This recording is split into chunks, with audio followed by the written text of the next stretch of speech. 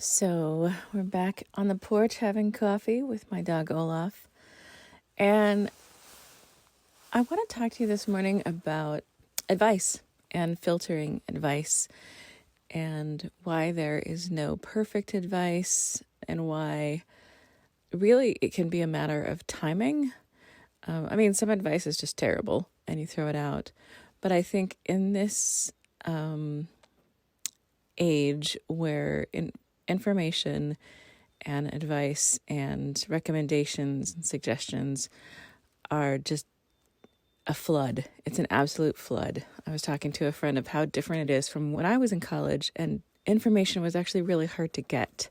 You had to know somebody, you had to buy a book or go be in a library or something like that. And that had its own challenges, but too much information, too much advice is the same problem, just opposite side of the stick.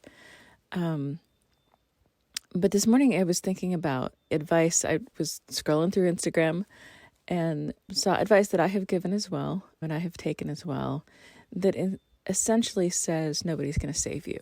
And I think this particular post said something about you're not responsible for what happened to you, but if you're an adult, you're responsible for seeking help and creating a life where you thrive. And a lot of me agrees with that, but it made me think of times when that advice would just make me sink farther into hopelessness because I can't do this myself. I'm too tired. I'm too far under. It just wasn't the right advice for that time. It doesn't mean it's terrible advice. It just means the timing was off. And that's what I really want you to pay attention to.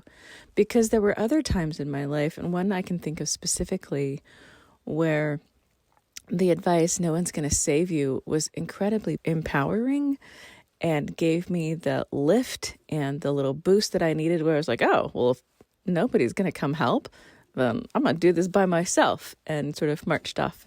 Not like it was easy to do what I had to do, but it just gave me that little boost. And it's the exact same advice at different times. And I want you to pay attention to how you're filtering advice. And if the advice makes you feel worse, it's probably not good advice for you right then. It's not a good suggestion. It doesn't mean the person giving it is mean-hearted or short-sighted.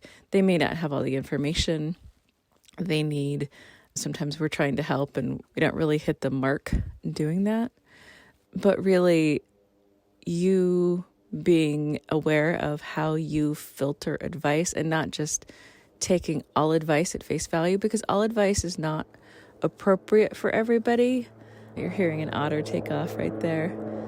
The mountain must be out, so lots of flights are taking off this morning of sightseers going to see the mountain. It's a turban otter, actually. But I really want you to start paying attention to what advice and suggestions are appropriate for you when. What do you need right now? Sometimes we're in a position of life where suggestions and guidance is really helpful, and sometimes we don't want anything. We just want support. And starting to be aware of what you need allows you to find words to ask for that, or to switch to a different Instagram feed or something like that is more helpful. Instead of just saying that all of these people are wrong or terrible, start to pay attention to what you need when and how it's making you feel. On a level, advice that is appropriate for you right there will land with you, it will resonate with you, and it will help you move forward. And that's one of my big tells if something is right for you. Is it working? Does it move you forward? Or does it... There's a little 185 going up to the mountain as well. It's like K2 is busy this morning. But one of the key indicators I look for if something is appropriate for a client or myself or a colleague or somebody who's asking for my insight on something is not, am I right, or is this suggestion right, but is it working for me? Is it working for them? Is it moving you forward? Is it making you more confident?